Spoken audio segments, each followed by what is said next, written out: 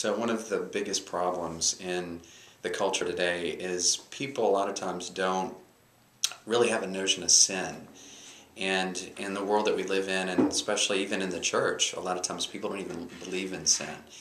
And in Romans 5, St. Paul tells us that sin is very real. And if you read the Pauline epistles, he talks a lot about it. He's always talking about sin, he's talking about the body, and how the body, our body, is related to the corporate body. So what we do with our bodies actually affects the bodies of other people and the lives of other people. So as Catholics, every Mass, every Sunday we say, I confess to you, Almighty God, and to you, my brothers and sisters.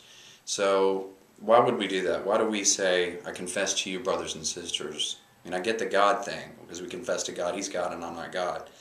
But why would we confess to other people unless what I do impacts them and what they do impacts me? It's interesting because even 350, 400 years before Jesus was ever born, Socrates, Plato, and Aristotle said the same thing. And they were pagans. And they understood that virtue and vice impacts the culture, what they called the polis. As Catholics, what we believe is three primary sins. Original sin, which is washed away at baptism, right? But we still have the effects of it. And we have personal sin, that we kind of delineate between venial and mortal. Mortal sin cuts us off from God. That's why we have to confess it. Sometimes called grave sin. The Catechism uses the word grave. And then what we have that a lot of people don't know about is structures of sin.